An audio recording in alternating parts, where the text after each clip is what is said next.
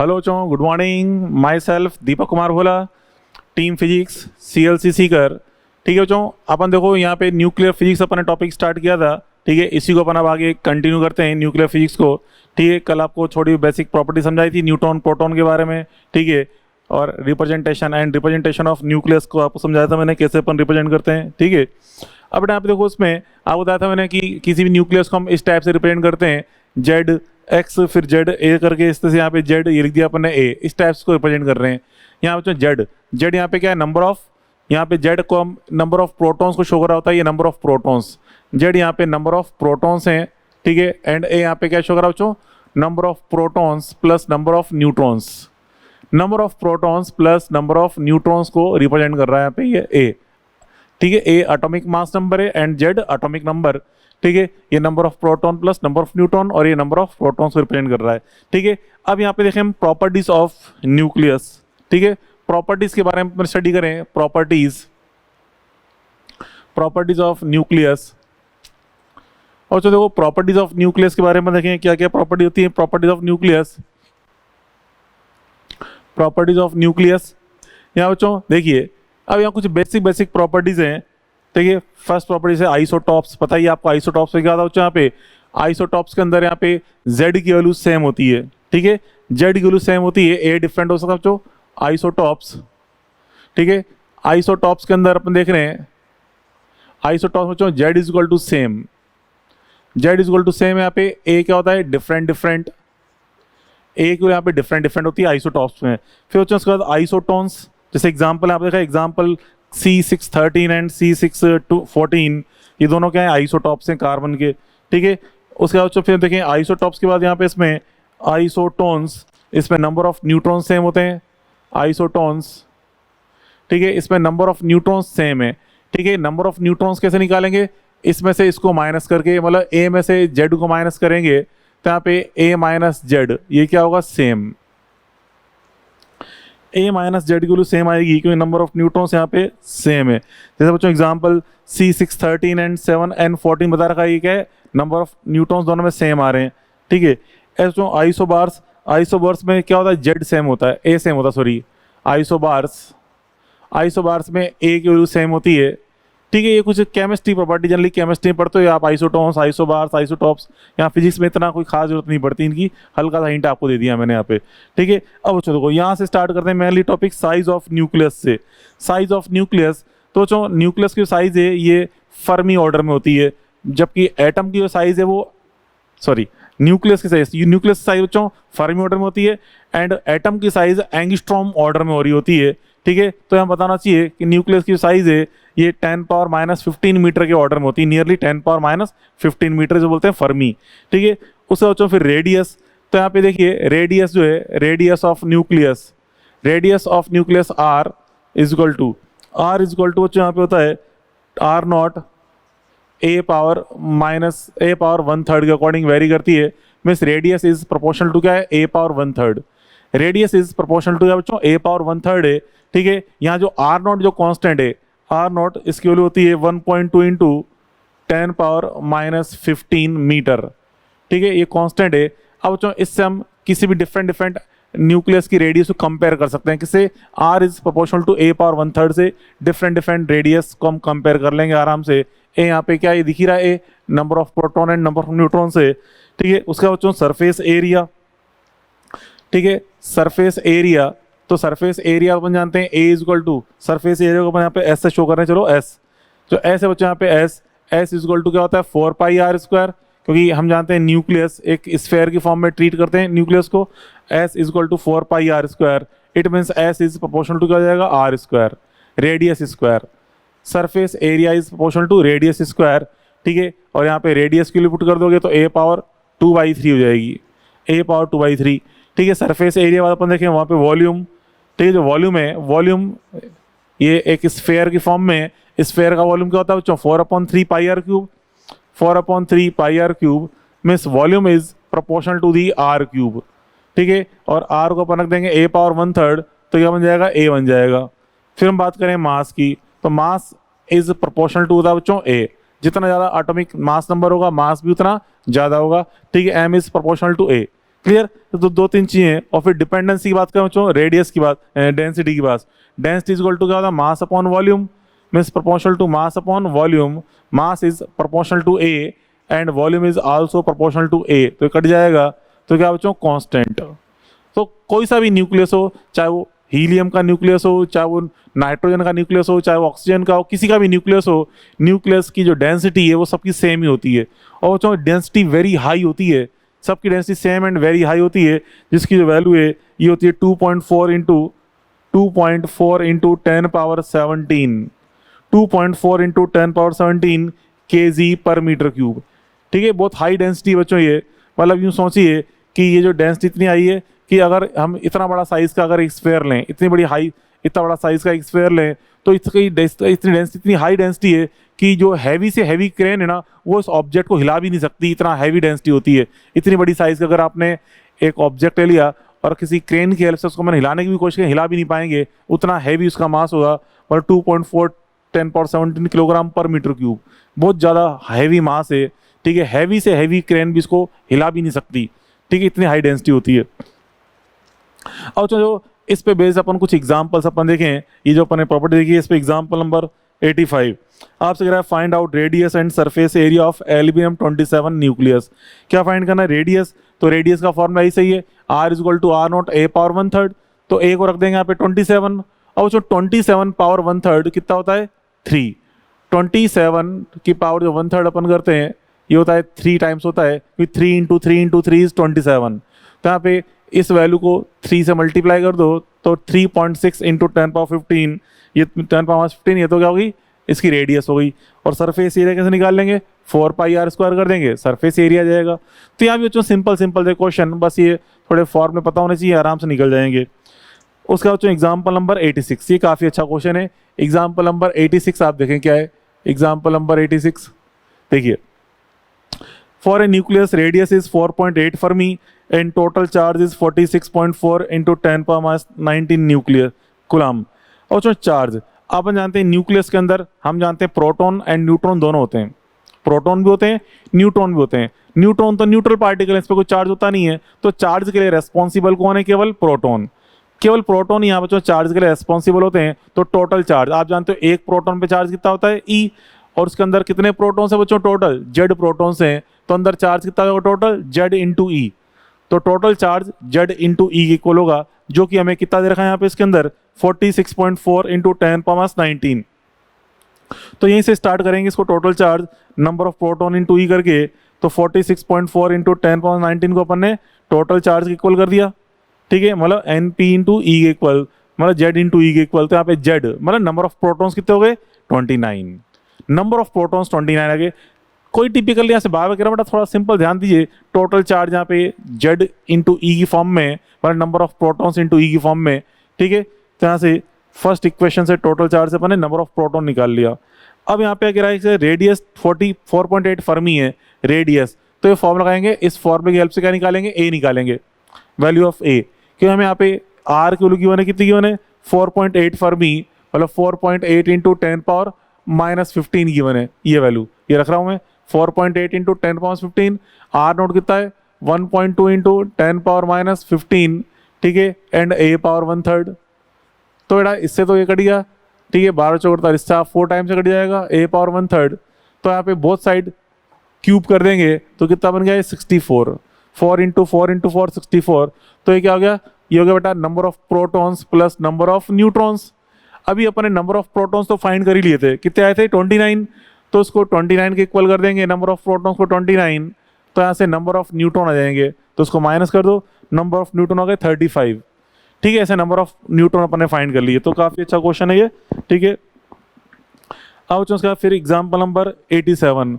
अब जो अपन जानते हैं हमारे जो नेचर है, इसमें कोई भी जो एलिमेंट है उसके कई सारे आइसोटॉप्स अवेलेबल हैं, कई सारे आइसोटॉप्स अवेलेबल हैं। तो अगर अपन बोलते हैं ना यहाँ पे मास ऑफ कार्बन, जैसे कार्बन की बात करें, मास ऑफ कार्बन, तो मास ऑफ कार्बन क्या होता है बच्चों, उसके जितने भी आइसोटॉप्स अवेलेबल हैं उन सभी का अगर मैं एवरेज निकाल लूँ, एवरेज मास, क्योंकि हर अलग अलग आइसोटॉप का मास अलग अलग होता है, उनका अगर अपन एवरेज मास निकाल लें तो वही बोलते हैं एवरेज मास ऑफ कार्बन। ठीक है, तो यहाँ पे देखिए इसमें अब यहाँ पे कह रहा है in nature isotopes of chlorine 35 and chlorine 36 are available 40% and 60% of total amount of chlorine. मतलब नेचर में जितना अमाउंट ऑफ क्लोरीन अवेलेबल है उसमें से कह रहा है कि 40% तो कौन सा वाला है बच्चों, क्लोरीन 35 है, एंड 60% कौन सा है, क्लोरीन 36। आपसे कह रहा है कि इनका एटॉमिक मास 35.20 एंड 35.90 है, तो इफेक्टिव मास ऑफ क्लोरीन क्या होगा। तो देखिए इसका एक डायरेक्ट फॉर्मूला है इफेक्टिव मास का, एम नेट के लिए या एम एवरेज के लिए, एवरेज ही बोल सकते हैं, एक ही बात है, एम एवरेज इक्वल टू ये होता है P1 M1 plus P2 M2 upon P1 plus P2। P1 P2 क्या बच्चों, एवरेज वैल्यूज। ठीक है, जैसे इस क्वेश्चन में P1 तो 40 है एंड P2 60 है, परसेंटेज वैल्यू को शो कर रहा है यहाँ पे। ठीक है, P1 P2 यहाँ पे परसेंटेज अमाउंट है, तो यहाँ पे परसेंटेज अमाउंट में रख देंगे, P1 को रख देंगे 40, M1 यहाँ पे 35.20 है एंड P2 60 है एंड 35.90 डिवाइड बाय 100 किया, ये आ जाएगा रिजल्ट। ठीक है, तो इसका उल्टा क्वेश्चन भी पॉसिबल है।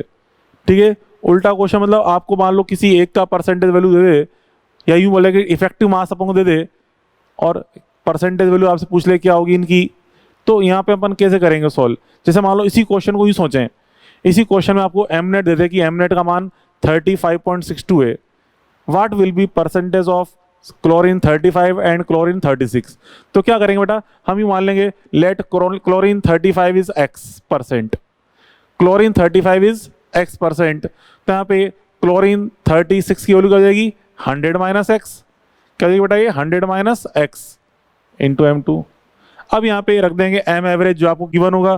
ठीक है, 35.62 मान लो गिवन है ये। ठीक है, M1 M2 गिवन होंगे, यहाँ पे P1 कितना है बच्चों X है, P2 कितना है 100 माइनस एक्स। ठीक है, अब इसको सॉल्व करके अपन क्या निकाल लेंगे यहाँ से, वैल्यू ऑफ एक्स। तो कई बार उल्टा पूछ लेता है, आपको दोनों के इंडिविजुअल मास गिवन होंगे M1 M2 and M net की वैल्यू गिवन होगी, आपसे पूछ लेगा परसेंटेज अमाउंट इन नेचर। ठीक है, तो एक को x मान लेंगे परसेंटेज अमाउंट P1 को, तो P2 कितना हो जाएगा 100 माइनस एक्स, तो फिर यहाँ से हम सॉल्व करके x निकाल सकते हैं। तो क्वेश्चन ऐसा भी आ सकता है। ठीक है, तो ये चीज़ ध्यान रखें, तो इस टाइप से पॉसिबल है। अब देखो एग्जाम्पल नंबर 88 में आपसे कह रहा है calculate electrical potential interaction, potential energy of interaction due to electric repulsion between two nucleus with touch either surface. तो चलो देखो इस टाइप से कह रहा है कि दो न्यूक्लियस हैं, इस टाइप से टच कर रहे हैं, ये टच कर रहे हैं, इनकी हमें क्या निकालनी है, पोटेंशियल एनर्जी निकालनी है।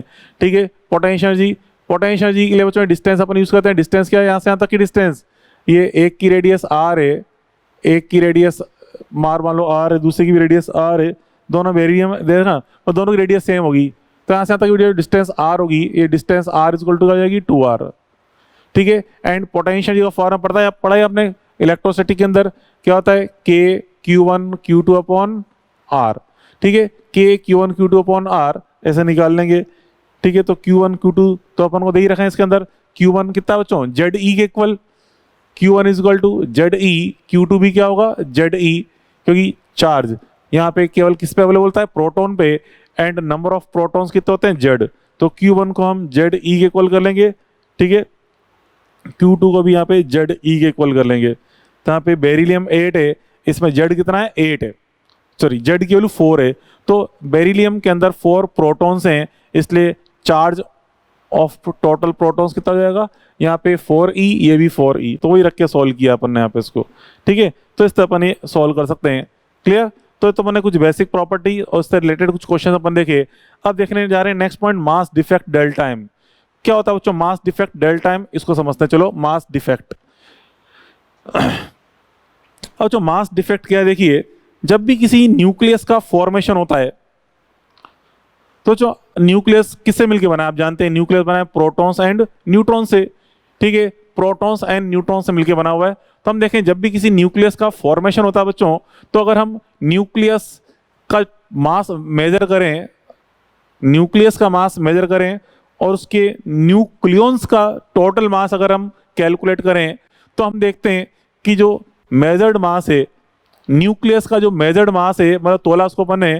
ठीक है, मान लो एक न्यूक्लियस है, उसको वेइंग मशीन पे तोला अपन ने, उसका मास निकल गया M1, और फिर हमने देखा उसके अंदर मान लो 10 प्रोटॉन है, 10 न्यूट्रॉन्स हैं, कैलकुलेशन करे, कोई पेन पे मैंने मास निकाला, वेट निकाला, 10 प्रोटॉन 10 न्यूट्रॉन, टोटल मास कितना होना चाहिए। तो हम देखते हैं कैलकुलेशन करने पे प्रोटॉन न्यूट्रॉन का मास हम कैलकुलेट करें इतना होना चाहिए, और उसको अपने वेइंग मशीन पे वेट किया, इसका मास इतना आ रहा है। तो हम देखें दोनों मास हमें सेम नहीं मिल रहे होते। हम देखते हैं वेइंग मशीन पे उसका मास वेयर करते हैं तो थोड़ा सा कम आता है। अब सोचेंगे कम कैसे हो गया, प्रोटॉन न्यूट्रॉन तो ज़्यादा थे इसके अंदर, मतलब 10 + 10 थे, उनको सम कर रहे हैं तो उसका मास तो ज़्यादा बनना चाहिए, लेकिन वेइंग मशीन से मेयर करें तो मास कम आ रहा है, ऐसा क्यों। तो ऐसा क्यों होता है बच्चों, जब भी यहाँ पे प्रोटॉन न्यूट्रॉन पास पास आके न्यूक्लियस का फॉर्मेशन करते हैं तो वहाँ से बच्चों कुछ एनर्जी यहाँ से रिलीज हो जाती है। ठीक है, मतलब यहाँ पे उस न्यूक्लियस का जो फॉर्मेशन हुआ है, उस न्यूक्लियस का जो मास है थोड़ा डिड्यूस हो जाता है, क्योंकि यहाँ जो एनर्जी रिलीज हुई है वो मास की फॉर्म में एनर्जी यहाँ से बाहर निकल जाती है। एनर्जी यहाँ से बाहर निकली है वो मास की फॉर्म में बाहर निकल जाती है। मतलब क्या मतलब है कि यहाँ पे इसका जो ऑब्जेक्ट का मास है वो थोड़ा सा कम हो जाता है, डिक्रीज हो जाता है, उसे बोलते हैं मास डिफेक्ट। ठीक है, means mass of nucleus is slightly less than sum of mass of nucleons, mass of nucleons के सम से थोड़ा सा कम अपने होता है, इसे बोलते हैं मास डिफेक्ट। ठीक है, और इस मास डिफेक्ट की वैल्यू और यहाँ से जो एनर्जी रिलीज हुई है उसमें जो रिलेशन है E=mc² के अकॉर्डिंग अपन समझते हैं, आइंस्टीन ने बताया था एनर्जी मास रिलेशन। ठीक है, तो वही आपसे कह रहा देखिए यहाँ पे डेल्टा एम मास डिफेक्ट अपन कैसे निकाल सकते हैं, delta M mass defect mass of nucleon, mass of nucleons minus करेंगे मास ऑफ न्यूक्लियस। ठीक है, मास ऑफ न्यूक्लियस इसमें मास माइनस कर देंगे तो क्या मिल जाएगा आपको, mass of nucleus delta M mass defect option हो जाएगा। ठीक है, आई बस में। तो ये तो क्या है मेजर्ड मास, और यहाँ पे टोटल कैलकुलेट किया मास इतना आना चाहिए था लेकिन आया इतना, तो डिफरेंस जो है वो किसको शो कर रहा है, मास डिफेक्ट को शो कर रहा है। ठीक है, अब जो ये कह रहा है कि दिस मास डिफेक्ट, यहाँ बच्चों देखिए मास ऑफ न्यूक्लियस अपन देखें, मास ऑफ न्यूक्लियस, ठीक है, किसमें कितने प्रोटॉन होते हैं, इसमें जेड तो प्रोटॉन होते हैं, जेड प्रोटॉन है तो Z into mass of proton plus इसमें न्यूट्रॉन्स कितने हैं, A-Z न्यूट्रॉन्स, इन सबको अपने टोटल निकाल लिया, मतलब इतने इसके अंदर प्रोटॉन्स थे, गुणा मल्टीप्लाई करेंगे, ये हो गया mass of protons, total mass of protons, ये हो गया टोटल मास ऑफ न्यूट्रॉन्स, इनको ऐड किया तो क्या बन गया टोटल मास ऑफ न्यूक्लियॉन्स। इसमें से आपको माइनस करना है मास ऑफ न्यूक्लियस का। ठीक है, मास ऑफ न्यूक्लियस आपने माइनस कर दिया तो क्या बन जाएगा डेल्टा एम। अब बच्चों यही जो मास डिफेक्ट है अपीयर होता है in the form of energy which can find using Einstein energy mass relation E= delta M C square, delta M into C square. मतलब आपको बताया मैंने कि जो न्यूट्रॉन प्रोटॉन्स पास पास आके न्यूक्लियस का फॉर्मेशन कर रहे हैं तो वहाँ से कुछ एनर्जी यहाँ पे रिलीज हो गई है, मुक्त हो गई है, फ्री हो गई है, मतलब कुछ मास यहाँ से फ्री हो गया इस बॉडी में से। ठीक है, तो इस बॉडी का मास थोड़ा सा डिक्रीज हो जाता है, किस फॉर्म में रिलीज हुआ बच्चों, एनर्जी की फॉर्म में यहाँ पे डिक्रीज हुआ है। ठीक है, तो जो यहाँ पे हम देखा उसकी एनर्जी थोड़ी सी कम हो गई है। पहले सारे के सारे न्यूट्रॉन प्रोटॉन दूर दूर थे, यहाँ पे था, यहाँ पे था, यहाँ पे काफी दूर दूर थे, इस पूरे सिस्टम की एनर्जी क्या थी बच्चों, 0। जब इसको पास पास लेके आए, हमने एक न्यूक्लियस का फॉर्मेशन किया तो यहाँ से कुछ एनर्जी बाहर निकल गई। अब बच्चों 0 थी, 0 में से भी कुछ एनर्जी निकल गई तो क्या हो गई, नेगेटिव। तो अब यहाँ पे अगर अपन इस न्यूक्लियस की एनर्जी चेक करेंगे, पोटेंशियल एनर्जी वो क्या होगी, स्लाइटली नेगेटिव। और जब सारे न्यूक्लियस दूर दूर थे उनकी एनर्जी क्या थी सिस्टम की, 0। जब इन्होंने न्यूक्लियस का फॉर्मेशन किया एनर्जी क्या होगी, नेगेटिव, मतलब कुछ एनर्जी यहाँ से बाहर निकल गई। ठीक है, वो किस फॉर्म में निकली, मास की फॉर्म में, मतलब यहाँ पे मास डिक्रीज हो गया। तो इस न्यूक्लियस का जो मास है वो इसके न्यूक्लियस के सम से थोड़ा सा लेस ऑप्टेन होता है, इसी बोलते हैं मास डिफेक्ट।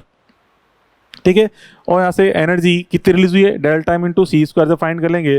ठीक है, या अगर हमें एनर्जी की इंफॉर्मेशन पता है तो यहाँ से हम डेल्टा एम मास फाइंड करते हैं, delta M equal to E/c²।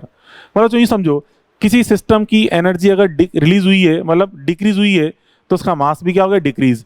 अगर मान लो कि सिस्टम को अपन एनर्जी कुछ प्रोवाइड कर दें, कोई सिस्टम है, इस सिस्टम को एनर्जी प्रोवाइड करेंगे तो उसका मास भी स्लाइटली इंक्रीज हो जाएगा। एनर्जी प्रोवाइड करेंगे मास इंक्रीज हो जाएगा, एनर्जी यहाँ से रिलीज करेंगे मास डिक्रीज हो जाएगा। तो वही यहाँ पे delta M equal to E/c²। For example जैसे आपसे कहा जाए कि जैसे कोई बॉडी है, इस बॉडी को अपन हल्का गर्म करें, हीटिंग करें, तो बताइए इस बॉडी के मास पे क्या इफेक्ट पड़ेगा, हम बोलेंगे मास स्लाइटली इंक्रीज हो जाएगा। क्यों, कि आप हीटिंग कर रहे हो तो उसकी एनर्जी हीट की फॉर्म में इसकी एनर्जी क्या होगी, थोड़ी सी इंक्रीज हो गई, तो यहाँ पे इसका मास इंक्रीज कितना होगा, delta M equal to E/c²। और अपन हीटिंग कर रहे हैं तो E इक्वल टू क्या होता है, एम एस डेल्टा थीटा, ये पढ़ चुके हो आप 11th वाले पोर्शन जो पढ़ते हैं टॉपिक्स के अंदर, हीट वाला टॉपिक। तो M S delta theta divide by C square कर देंगे तो किसको शो करेगा ये, इंक्रीमेंट इन मास। या मान लो बच्चों कोई स्प्रिंग है, नेचुरल स्प्रिंग है, उसको आपने कंप्रेस किया, ठीक है, स्प्रिंग को कंप्रेस करेंगे तो उसकी एनर्जी आपने इंक्रीज कर दी, तो उससे स्प्रिंग का भी मास स्लाइटली इंक्रीज हो जाएगा। तो यहाँ पे एनर्जी कितनी इंक्रीज करी आपने, यहाँ पे हाफ के एक्स स्क्वायर, तो रख देंगे हाफ के एक्स स्क्वायर अपॉन सी स्क्वायर। ये क्या होगा, effective increment in mass of spring, ठीक है। बट ये बच्चों ये मास होता है वेरी स्मॉल ऑप्टेन होता है, ठीक है, इसलिए मैकेनिक्स में हम कहीं भी इसका यूज करते ही नहीं है, क्योंकि आप इसको कैलकुलेट भी करोगे ना, ये एनर्जी आएगी लगभग जूल की फॉर्म में। से आपने मैकेनिक्स में क्वेश्चन सॉल्व किए थे 10 जूल, 20 जूल, 1000 जूल, चलो मान लो 1000 जूल है, यहाँ रख देंगे 1000, ये रख देंगे 1000 जूल, ठीक है। और सी कितना होता है बच्चों, 3 इंटू 10 पावर 8, तो इसका स्क्वायर करो 9 इंटू 10 पावर 16। अब जब इसमें डिवाइड करेंगे ये वैल्यू नियरली 0 आएगी, ठीक है, नेग्लिजिबल, ठीक है, नेग्लिजिबल आती है, ठीक है। इसलिए बच्चों हम मैकेनिक्स में इसका यूज करते ही नहीं है, क्योंकि नेग्लिजिबल अमाउंट होता है बहुत ज़्यादा। न्यूक्लियस लेवल पे हम देखते हैं थोड़ा बहुत इसको कंसिडर कर सकते हैं, बट मैकेनिक्स के अंदर ये एनर्जी नेग्लिजिबल होती है, मास नेग्लिजिबल होता है, ठीक है, इसलिए इसको काउंट नहीं करते अपन। अब बच्चों यहाँ पे देखिए नेक्स्ट पॉइंट, अब नेक्स्ट पॉइंट अपन देखें यहाँ पे इसके अंदर, यहाँ पे जो एनर्जी मास रिलेशन है E equal to M C square. यहाँ बच्चों देखो, अगर सपोज 1 AMU मास लॉस हो रहा है, कितना, 1 AMU, तो 1 AMU अगर लॉस हुआ है तो यहाँ पे अगर डेल्टा एम बच्चों यहाँ पे 1 AMU है, if delta M is equal to 1 AMU loss हुआ है, तो उस केस में एनर्जी कितनी रिलीज होगी यहाँ पे, इसको सॉल्व करें, यहाँ पे देखो इसमें सॉल्व कर रखा है delta M into C square से, ठीक है, इसको सॉल्व करने पे 1.5 इंटू 10 जूल बनता है। इसी को फिर अगर मेगा इलेक्ट्रॉन वोल्ट में कन्वर्ट करें तो आता है 931 मेगा इलेक्ट्रॉन वोल्ट।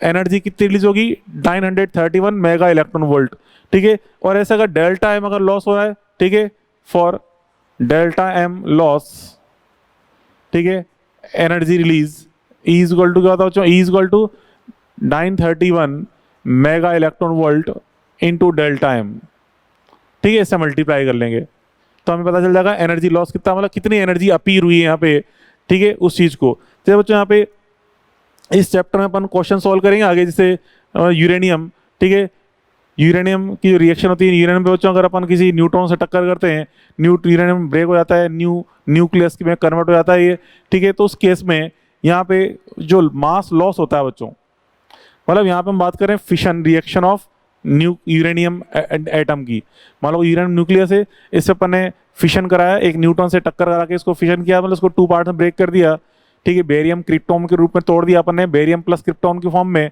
तो बच्चों यहाँ पे जो एनर्जी रिलीज होगी, कितनी एनर्जी रिलीज होगी आपसे पूछ रहा है, आपको बताया गया यहाँ पे कि energy 200 mega electron volt release होती है, तो यहाँ पे मास लॉस कितना हुआ ये हमें चेक करना है। तो यहाँ पे देखिए एनर्जी पता है, मास फाइंड करना है, तो यहाँ से हम देखें एनर्जी हमें कितनी पता है, यहाँ पे 200, ये बताया इसने 200 mega electron volt energy release हो रही है, मतलब जब ने 1 यूरेनियम का आपने फिशन किया कितनी एनर्जी रिलीज हुई, 200 मेगा इलेक्ट्रॉन वोल्ट, ये बिल्कुल फैक्ट है, इस क्वेश्चन में दिया हुआ है 200 मेगा इलेक्ट्रॉन वोल्ट। तो यहाँ से पूछा कि इसमें कितना मास यहाँ पे लॉस हुआ होगा, तो यहाँ पे 931 मेगा इलेक्ट्रॉन वोल्ट इंटू कर देंगे डेल्टा एम। बेटा यहाँ से डेल्टा एम अपन सॉल्व करके निकालें तो डेल्टा एम की वैल्यू यहाँ से आती है नियरली 0.2, ठीक है, इसको 1000 मान लो, उसको लगभग 1000 है, तो डिवाइड करेंगे नियरली 0.2 AMU आ जाएगी, नियरली 0.2 AMU। मतलब यूरेनियम, देखिए यूरेनियम का मास कितना होता है बच्चों, 235, यूरेनियम 235 या 238 भी होते हैं कोई कोई एलिमेंट्स, यूरेनियम 235 मान लो, यूरेनियम 235 है, उस वक्त न्यूट्रॉन टक्कर करी, ये बेरियम क्रिप्टॉन की फॉर्म में टूट जाएगा, और मास लॉस कितना हुआ, केवल 0.2 MU। मतलब जो बेरियम क्रिप्टॉन बनेंगे आगे 2-3 न्यूट्रॉन भी एक्स्ट्रा मिलते हैं, तो उन सब का मास अगर अपन चेक करें, मतलब जो प्रोडक्ट बन रहा है, यूरेनियम को आपने ब्रेक करके जो प्रोडक्ट चेक किया, तो प्रोडक्ट का जो मास होता है बच्चों वो कितना होता है, जैसे यूरेनियम का अगर 235 है तो प्रोडक्ट का मास आएगा 234.8, क्योंकि 0.2 कम कर दिया ना मैं, 235 में से 0.2 माइनस करो कितना बचा, 234.8, मतलब जो प्रोडक्ट बनेगा उसका मास कितना आएगा, ये आएगा, ठीक है, मतलब 0.2 थोड़ा सा कम हो जाएगा, ठीक है। वो मास कहाँ गया, वो मास एनर्जी की फॉर्म में रिलीज हुआ, तो बच्चों वो जो मास एनर्जी फॉर्म में रिलीज हुआ है उसी एनर्जी की हेल्प से बच्चों एटम बम बनाया गया, ठीक है। एटम बम जो कॉन्सेप्ट है वही कॉन्सेप्ट है, जो मास यहाँ पे बच्चों लॉस हुआ है वो किस में कनेक्ट हुआ, एनर्जी की फॉर्म में, ठीक है। तो देखो यहाँ पे ये जो 0.2 MU है, ये कितना है 0.085%। ये क्या है बच्चों 0.085% ऑफ यूरेनियम। ठीक है, यूरेनियम है, मतलब क्या मतलब है कि यूरेनियम का बच्चों 1% भी लॉस नहीं हुआ। जब एटम बम ब्रेक होता है, इतना बड़ी साइज का एटम बम है, जब वो पार्ट्स ब्रेक होता है तो उसका जो मास जो लॉस होता है केवल चिन्ना सा मास लॉस होता है, केवल 1% भी नहीं है, 0.08% अपन कह सकते हैं, 0.08% मास इतना सा लॉस होता है। और उसकी वजह से कितना हम देखते हैं जो बॉम्ब बनता है कितनी ज़्यादा उससे एनर्जी अपीयर होती है उसके अंदर, कितना लॉस होता है। ठीक है, तो हम ये समझ सकते हैं कि काफ़ी ज़्यादा एनर्जी फॉर्म में विस्फोट होता है यहाँ पे। ठीक है, एग्जाम्पल 89 हो गया ये। अब चलो यहाँ पे अब इसमें 2-3 कॉन्सेप्ट हैं, मॉल कॉन्सेप्ट अपन समझ सकते हैं, क्योंकि आगे नंबर ऑफ न्यूक्लियस भी आपसे पूछ सकता है, कितना अमाउंट ऑफ एनर्जी प्रोड्यूस होगा, ये सारी चीज़ें आपसे पूछ सकता है। तो उसके अंदर जो बेसिक कॉन्सेप्ट देखिए, मॉल कॉन्सेप्ट में अपन पढ़ते ही है mu, number of moles. Number of moles के बारे में पता है, म्यू इज इक्वल टू अपन कैसे फाइंड करते हैं, M upon M W. M upon M W में साहब वो किसी का मास ग्राम में गिवन है, ठीक है, और एक ग्राम मॉलिक्यूलर वेट पता है, तो उसमें number of moles upon find कर सकते हैं। ठीक है, और बच्चों अगर आपको उसमें एटॉमिक नंबर्स गिवन है, कितने उसके अंदर एटम्स हैं, कितने न्यूक्लियस हैं, यहाँ पे एन गिवन है, एन गिवन है, उसमें डिवाइड कर देंगे एवोगाड्रो नंबर का। एवोगाड्रो नंबर मतलब total number of nucleus given है, उसमें एवोगाड्रो नंबर से डिवाइड कर दें तो भी उससे हम म्यू मतलब नंबर ऑफ मोल्स पता कर सकते हैं, कितने नंबर ऑफ मोल्स होंगे। ठीक है, तो यहाँ से ये number of moles upon find करते हैं। तो इसको अगर मैं क्रॉस मल्टीप्लाई करूँ तो एन इज इक्वल टू क्या जाएगा, N A into M upon M W. कि हमारे नंबर ऑफ मोल्स इंपॉर्टेंट नहीं है, हमारे लिए इंपॉर्टेंट है नंबर ऑफ न्यूक्लियस। मतलब अगर आपको मास गिवन है, ठीक है, ऑब्जेक्ट का मास गिवन है ग्राम में, सैंपल है उसका मास ग्राम में गिवन है, ठीक है, तो हम यहाँ पे इसको एन ए से डिवाइड मल्टीप्लाई कर देंगे, एम डब्ल्यू डिवाइड कर देंगे, तो हमें नंबर ऑफ न्यूक्लियस पता चल जाएंगे कितने इसमें नंबर ऑफ न्यूक्लियस है। ठीक है, जैसे यूरेनियम 235 की बात करें, आपसे कहा जाए कि यूरेनियम 235, मान लो ऐसा है कि यूरेनियम 2.35 किलोग्राम है, यूरेनियम का एक सैंपल है 2.35 किलोग्राम का, उसमें कितने यहाँ पे नंबर ऑफ न्यूक्लियस होंगे, तो इस एन ए को किससे मल्टीप्लाई करें, मास है 2.35 किलोग्राम, इसको ग्राम में चेंज कर लो, तो 1000 से मल्टीप्लाई कर दिया, डिवाइड बाय 235, इसको एन ए से मल्टीप्लाई कर देंगे।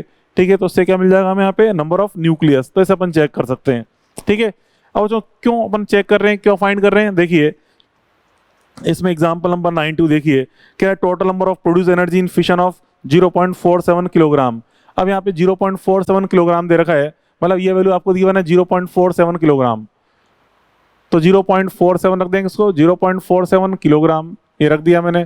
ठीक है, एम डब्ल्यू से डिवाइड कर दिया, और यहाँ पे एन ए जो होता है, एन ए 6 इंटू 10⁻23 होता है, ये 6 इंटू 10⁻23 रख दो, 6 इंटू 10⁻23। तो इसमें इतने सारे क्या बच्चों न्यूक्लियस हैं, और हम जानते हैं ईच न्यूक्लियस के फिशन में कितनी एनर्जी रिलीज होती है, 200 मेगा इलेक्ट्रॉन वोल्ट। ठीक है, तो यहाँ से हम देखें ई टोटल जो यहाँ प्रोड्यूस होगी क्या होगी, एन इंटू ई ईच फिशन, तो एन तो यही सही है रहा, ये एन है, यहाँ पे एन के लिए रख देंगे, एंड एन ईच कितना बच्चों, ये ईच हम जानते हैं 200 मेगा इलेक्ट्रॉन वोल्ट है, तो इसको मल्टीप्लाई कर देंगे, टोटल प्रोड्यूस एनर्जी हम फाइंड कर सकते हैं। ठीक है, तो total produce energy 2.4 into 10⁻26 mega electron volt हो जाएगी टोटल प्रोड्यूस एनर्जी। ठीक है, तो इस तरह अपन ये टोटल प्रोड्यूस एनर्जी देख ली, बात पहले पड़ी। तो चो ये कुछ मास डिफेक्ट से रिलेटेड अपन ने कुछ क्वेश्चन अपन समझे।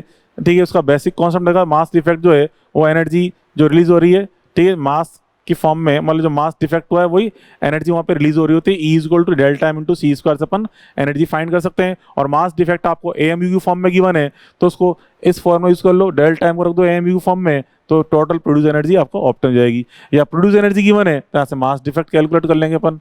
ठीक है, ये चीज अपन देखी, बात पहले पड़ी। आगे कुछ नेक्स्ट पॉइंट अपन समझे यहाँ पे बाइंडिंग एनर्जी के बारे में।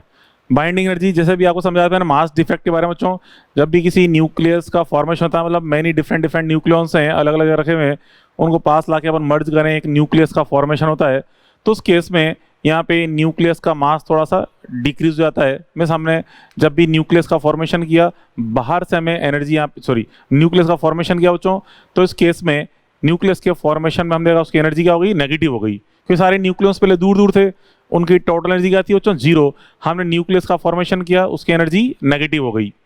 एनर्जी नेगेटिव होगी बिकॉज एनर्जी यहाँ से रिलीज हो गई, इसलिए एनर्जी नेगेटिव हो गई।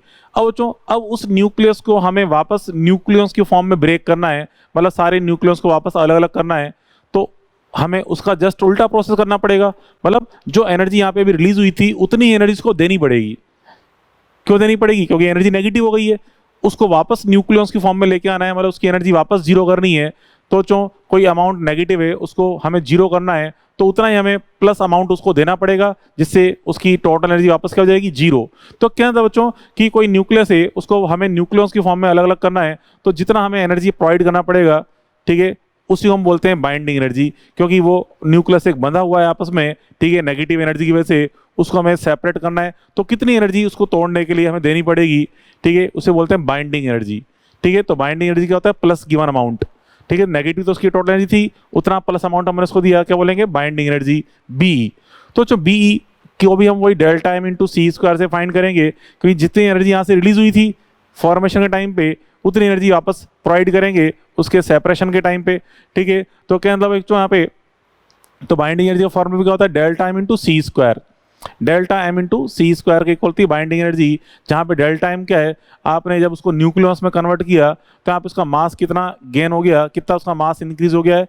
ठीक है, तो उस डेल्टा एम को सी स्क्वायर से मल्टीप्लाई कर दें, क्या बन जाएगी? Given energy. क्या कहते हैं कि इसका जो फॉर्मेशन हुआ था वहाँ पे कितना मास डिफेक्ट हुआ था, और डेल्टा एम उसको सी स्क्वायर से मल्टीप्लाई कर दो तो मिल जाएगी बाइंडिंग एनर्जी। ठीक है, बाइंडिंग एनर्जी तो बी इज इक्वल टू क्या होता है? जो delta M into C square, या इसको अगर अपन जूल में कन्वर्ट करें तो वही binding energy is equal to होता है आपको मैंने delta M into C square. ये तो किस में आएगा बच्चों? जूल की फॉर्म में, या इसको लिख देंगे डेल्टा एम इंटू 931 से मल्टीप्लाई करें तो डायरेक्ट किस में चेंज आएगा? मेगा इलेक्ट्रॉन वोल्ट में। ठीक है, बट यहाँ पे आपको ये मास किस में रखना बच्चों? ये AMU में, इन AMU। और यहाँ पे आपको जो मास रखना होता है ये किस में रखना पड़ता है बच्चों? In kilogram. ये मास रखते हैं किलोग्राम में, ये डेल्टा रखते हैं AMU में, तो बाइंडिंग एनर्जी की वैल्यू आपको ऑप्टिमम हो जाएगी। अब बच्चों देखो, किसी भी न्यूक्लियस के लिए अगर हम फाइंड करें binding energy divide by number of nucleons, मतलब A divide by number of nucleons कर दें, ठीक है, इसी को हम बोलते हैं B बार, मतलब बाइंडिंग एनर्जी पर न्यूक्लियॉन। क्या बोलते हैं? बाइंडिंग एनर्जी पर न्यूक्लियॉन। मीन्स जैसे किसी भी न्यूक्लियॉन में, जैसे टोटल किसी भी न्यूक्लियस का मान लो 16 न्यूक्लियॉन्स थे, 16 न्यूक्लियॉन्स, ठीक है, और आपने टोटल बाइंडिंग एनर्जी कैलकुलेट करी, आ गई टोटल बाइंडिंग एनर्जी। अब उसमें बाइंडिंग एनर्जी में हम डिवाइड कर दें 16 से, तो इसे बोलेंगे बी बार, मतलब बाइंडिंग एनर्जी पर न्यूक्लियॉन। तो बच्चों बी बार हम कैलकुलेट क्यों करते हैं? बी बार हम कैलकुलेट करते हैं क्योंकि बच्चों किसी भी न्यूक्लियस की स्टेबिलिटी जो है, ठीक है, वो किससे शो की जाती है? बी बार से। मतलब किसी भी न्यूक्लियस के लिए बी बार जितना हाई होगा, इट मीन्स उसकी स्टेबिलिटी उतनी ज़्यादा हाई होगी। तो ये बी बार किसको शो करता है? रिप्रेजेंट स्टेबिलिटी को, रिप्रेजेंट स्टेबिलिटी, ठीक है, स्टेबिलिटी ऑफ न्यूक्लियस को शो करता है, और जितना बी बार होगा न्यूक्लियस उतना स्टेबल होता है।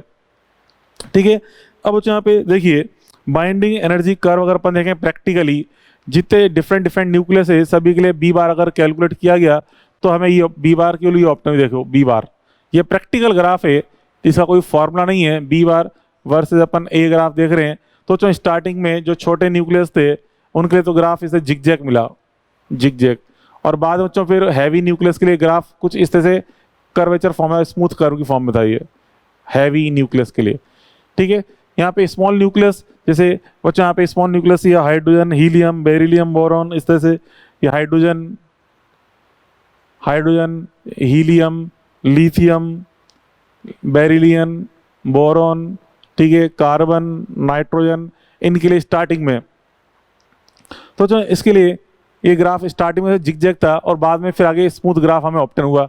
ये प्रैक्टिकल ग्राफ है। तो जो यहाँ पे सबसे हाई जो वैल्यू आती है, सबसे हाई वैल्यू, हाईएस्ट वैल्यू ये होती है Fe के लिए, आयरन के लिए।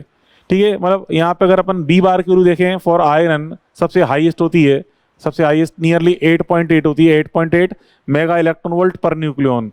इसकी यूनिट क्या होती है बेटा? मेगा इलेक्ट्रॉन वोल्ट पर न्यूक्लियॉन। सबसे हाईएस्ट किसकी बच्चों है? मैक्सिमम किसकी है? Fe। तो सबसे हाईएस्ट बी बार किसका है? Fe का। मीन्स दुनिया में सबसे ज़्यादा हाईली स्टेबल एलिमेंट कौन सा बच्चों? Fe। सबसे हाईली स्टेबल एलिमेंट होता है Fe आयरन। ठीक है, और यहाँ पे हम देखें, यहाँ पे ये जो वैल्यू दिख रही है यहाँ से इस जगह और यहाँ तक के लिए देखो, ये मान लो लगभग बच्चों यहाँ से ये 50, ये 50 है, एंड बच्चों यहाँ पे 150। तो 150 से अप्रॉक्सीमेट बात कर रहा हूँ, फिक्स वैल्यू नहीं, 50 हो गया या 49 मान लो या 53 मान लो, और ये 150 समथिंग, मतलब यहाँ से यहाँ तक के लिए जो ग्राफ देखिए, ये ग्राफ इस तरह से, ये सबसे हाई वैल्यू आ रही है। इस ग्राफ में जो हाई वैल्यू, हायर वैल्यूज हैं 50 से 150 के बीच में, बी बार की वैल्यू हायर होती हैं। हायर मतलब एलिमेंट्स हाईली स्टेबल होते हैं, ठीक है, मतलब इस रेंज के जो एलिमेंट्स हैं जिनका ए 50 से 150 तक है, वो क्या है, हाईली स्टेबल, ठीक है। यहाँ बच्चों इनका बी बार इजक्वल टू क्या है, हाई है, B bar is equal to high में से क्या है, हाईली स्टेबल है, ठीक है, हाईली स्टेबल, हाईली स्टेबल, ये एलिमेंट्स हाईली स्टेबल होते हैं, ठीक है। और जो इससे छोटे एलिमेंट्स हैं उनकी स्टेबिलिटी भी कम है, और इससे बड़े एलिमेंट्स हैं उनकी स्टेबिलिटी भी कम है, ठीक है।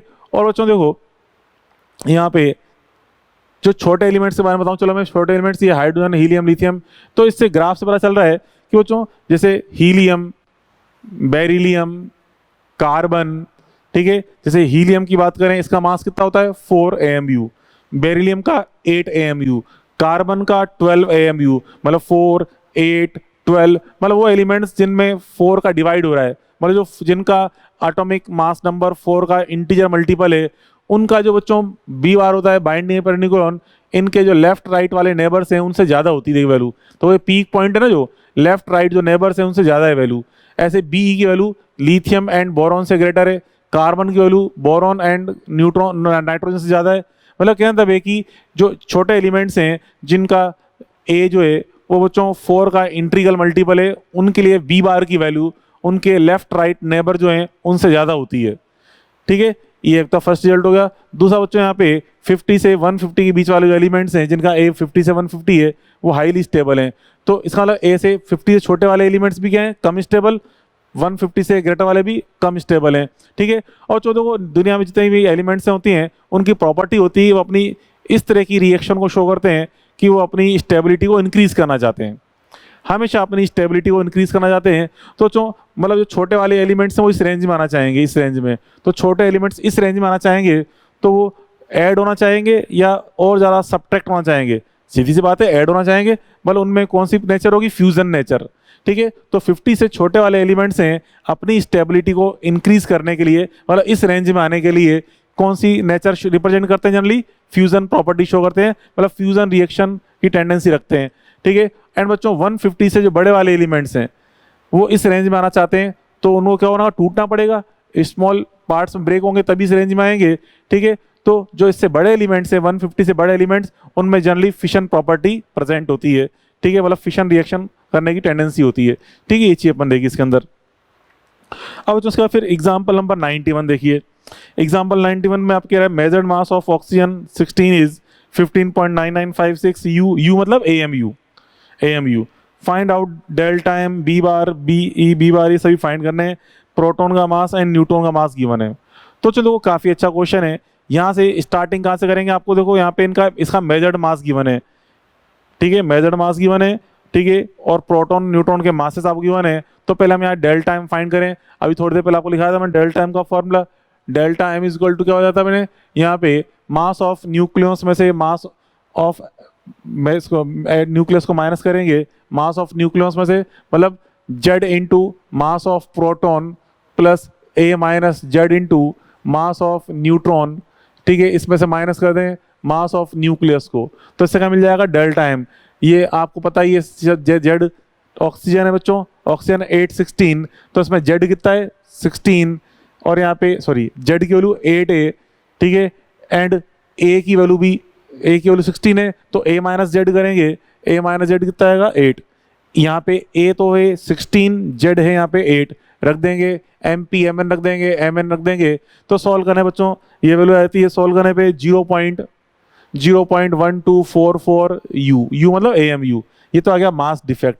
अब बच्चों हमसे यहाँ पूछा है डेल्टा एम का मान, तो डेल्टा सॉरी बी का मान, डेल्टा एम तो निकाल लिया। बाइंडिंग एनर्जी, बाइंडिंग एनर्जी क्या होता है, डेल्टा एम को मल्टीप्लाई कर दें 931 मेगा इलेक्ट्रॉन वोल्ट से, ठीक है, तो आ जाएगी बाइंडिंग एनर्जी। तो उसको मल्टीप्लाई करने में बाइंडिंग एनर्जी आएगी 115.81 0.81 मेगा इलेक्ट्रॉन वोल्ट। ठीक है, ये क्या आ गया बच्चों, बाइंडिंग एनर्जी। अब निकालना है B bar, binding energy per nucleon. Binding energy per nucleon क्या करेंगे, बी में डिवाइड कर दो ए से। ठीक है, ए यहाँ पे कितना है, 16 है, ए यहाँ पे 16 है, तो इसमें 16 का डिवाइड कर देंगे तो सोल्व करने पे आ गया 7.2 mega electron volt per nucleon. ठीक है, तो इस तरह अपन ये सॉल्व कर सकते हैं। ओके, ये काफी अच्छा क्वेश्चन है। मतलब आपको यहाँ पे मेजर्ड मास गिवन था, mass of proton, mass of neutron given है, तो हमने डेल्टा एम फाइंड कर लिया, बाइंडिंग एनर्जी फाइंड कर ली, बी बार फाइंड कर लिया। ठीक है, अब देखिए नेक्स्ट काफी अच्छा इंपॉर्टेंट कॉन्सेप्ट सीखने जा रहे हैं न्यूमेरिकल पॉइंट ऑफ व्यू से। मतलब जो अभी मैं ध्यान से अभी पढ़ा रहा हूँ, ध्यान से पढ़ो उसको, न्यूमेरिकल इसी पे आएंगे। उसके बाद तो आगे बटा न्यूक्लियर रिएक्शन है, वो ज्यादा खास काम की नहीं है, उसमें मेडिकल में क्वेश्चन नहीं आते, थोड़े बहुत बाई चांस ही बनते हैं, बट मेन जो न्यूमेरिकल पोर्शन है वही जो अपन पढ़ने जा रहे हैं ये। अब बच्चों उसमें देखिए नेक्स्ट पॉइंट, अब यहाँ पे हम जानते हैं बच्चों कोई भी न्यूक्लियर रिएक्शन है, कोई भी अगर कोई न्यूक्लियर रिएक्शन होती है, ठीक है, उसके अंदर अपन जानते हैं या तो फ्यूजन रिएक्शन होगी या फिशन रिएक्शन।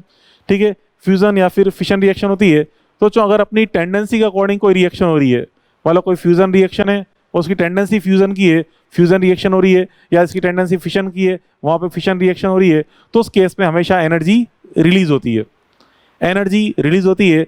मतलब बच्चों यहाँ पे देखिए मास, क्यों, क्योंकि वहाँ पे मास लॉस हो रहा होता है। ठीक है, मास लॉस हो रहा होता है। ठीक है, कोई भी इक्वेशन बच्चों इसमें LHS, ठीक है, LHS से यहाँ पे रिएक्शन हुई, ठीक है, रिएक्शन हुई, क्या बना बच्चों यहाँ पे RHS। ठीक है, LHS इसमें कुछ एलिमेंट से रिएक्शन हो गया, बना RH से बन रहा है। न्यूक्लियर रिएक्शन की बात कर रहे हैं, न्यूक्लियर रिएक्शन जो कि फिशन फ्यूजन कुछ भी हो सकती है। अब यहाँ पे मास लॉस होता है, तो मास लॉस की वजह से इसमें मास किसका ग्रेटर होगा, LHS का। ठीक है, तो यहाँ पे इसका तो मास ग्रेटर होगा, इसका मास ग्रेटर होगा। ठीक है, किसका, LHS का। ठीक है, एंड बच्चों मास लॉस होके वो किस में कन्वर्ट हो रहा है, RHS साइड में। ठीक है, तो मास तो RH का ग्रेटर है, एंड बाइंडिंग एनर्जी ग्रेटर होती है किसकी, मास तो LHS का ग्रेटर है, और यहाँ पे बाइंडिंग एनर्जी ग्रेटर होती है किसकी, बाइंडिंग एनर्जी ग्रेटर RHS की। बाइंडिंग एनर्जी ग्रेटर किसकी होती है बेटा, यहाँ पे RHS में बाइंडिंग एनर्जी ग्रेटर होती है। अब बच्चों यहाँ पे इसमें देखिए, अब हमसे इस रिएक्शन में आपसे पूछा जाए, यहाँ पे एक्चुअल में क्या हो रहा है, यहाँ पे RHS बन रहा है, तो उसमें यहाँ पे Q एनर्जी यहाँ पे रिलीज हो रही है, Q एनर्जी यहाँ पे रिलीज हो रही है, Q वैल्यू जिसे बोलते हैं Q वैल्यू एनर्जी रिलीज। तो यहाँ पे इसको हम Q वैल्यू फाइंड करें, तो यहाँ पे तो मास तो कौन सा ग्रेटर है, LHS का। अब यहाँ पे हम देखें Q वैल्यू, Q वैल्यू बोलते हैं मीन्स एनर्जी कितनी यहाँ पे रिलीज हुई है, Q is equal to delta M into C square से, delta M into C square से फाइंड करेंगे, तो मास किसका ग्रेटर है बेटा, LHS का। मास ऑफ LHS माइनस करेंगे mass of RHS into C square, इससे अपन निकाल लेंगे Q वैल्यू। ठीक है, delta M into C square से, या इसको हम डायरेक्ट ही मल्टीप्लाई कर दें, ये तो किसमें है बच्चों, जूल की फॉर्म में, जूल की फॉर्म में। ठीक है, और अगर इसको हम यहाँ पे ये लिखते हैं MLHS, अच्छा बच्चों M यहाँ पे जूल की फॉर्म में कब, जब ये डाटा किसमें रखना है, किलोग्राम में। अगर आप यहाँ पे इसको AMU में रखोगे, मास LHS माइनस मास RHS, और इसको मल्टीप्लाई करेंगे 931 से, तो डायरेक्ट रिजल्ट किसमें आएगा, मेगा इलेक्ट्रॉन वोल्ट में। ठीक है, यहाँ पे AMU की फॉर्म में रखने हैं मास, इसको 931 से मल्टीप्लाई करो, डायरेक्ट आंसर आएगा मेगा इलेक्ट्रॉन वोल्ट में। और बच्चों यहाँ पे मास अगर आप किलोग्राम की फॉर्म में रख रहे हो, इसको सी स्क्वायर से मल्टीप्लाई कर रहे हो, तो रिजल्ट आएगा जूल की फॉर्म में। ठीक है, ये आ गया Q वैल्यू।